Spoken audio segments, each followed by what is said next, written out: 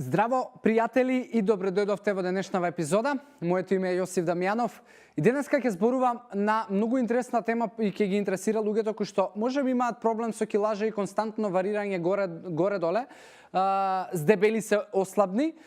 Ми го постави прашањето да мој пријател и ќе го погледнеме, па ќе се вратам назад за да ви дадам одговор.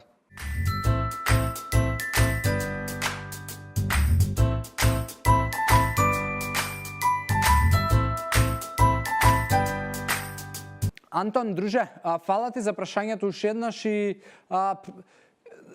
имавме некоја кратка, помала консултација и комуникација на Инстаграм во приватна порака, чисто затоа што ми треба малку повеќе податоци, али како и да е, и пред да ми ги дадеше тие податоци, информации, имав точна предпоставка.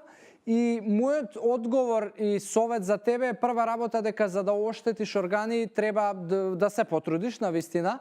Тоа не е работа која што може да се направи преку ноќ и не е работа што пред се произлегува од твоето варирање со килажа.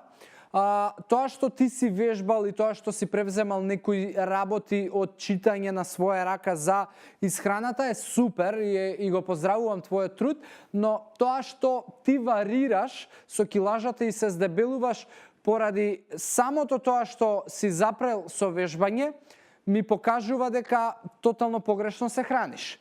Тоа што значи во превод, дека сум зборувал многу пати дека за целокупно здравје и добар изглед и добра состојба на телото, 80% од приказката ја сочинува твојот начин на исхрана, додека 20% отпаѓа на тоа колку ќе бидеш физички активен. Не значи дека не треба, но е со многу помал процент.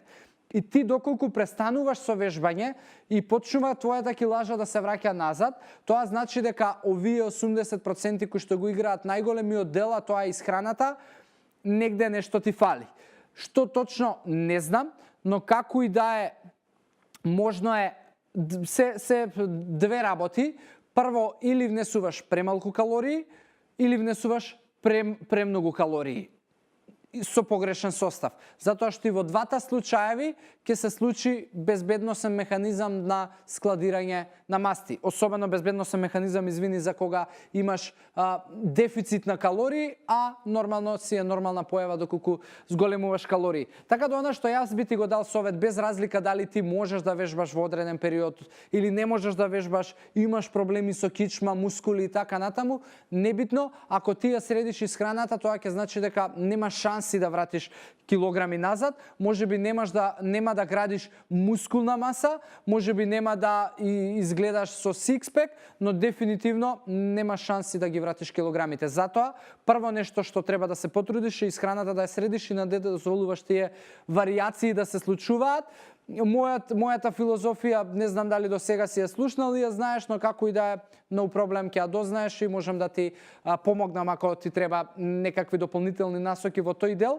И се разбира, околу оштетување на телото со органите, варирањето на килажа нема да ти придонесе, али лошиот начин на исхрана може да ти придонесе на долг рок, затоа што се уште си ти млад.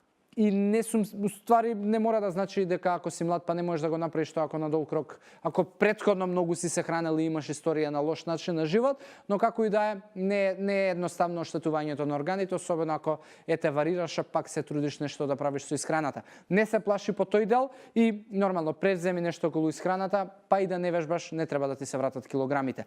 Искрено не знам колку ти давам логика и ти давам одговори, но ова е нешто што сум го среќавал многу пати и се уште го среќавам и можам да ти кажам многу искуства, али тоа ќе го оставиме за некоја наша приватна комуникација, затоа што сепак овде не можеме, ни немаме време да опфатиме се. Фала ти уште еднаш, супер прашање и нормално секој од вас го охрабрувам да користи или хаштаг или комуницирајте ме во приватна порака и ќе помогнам и ќе се потрудам да дадам одговор на било кое прашање. Благодарам уште еднаш за секоја секунда што одвојувате да следите оваа содржина и се гледаме во следна епизода. До тогаш ви посакувам здрави животни навики и убав ден. Чао!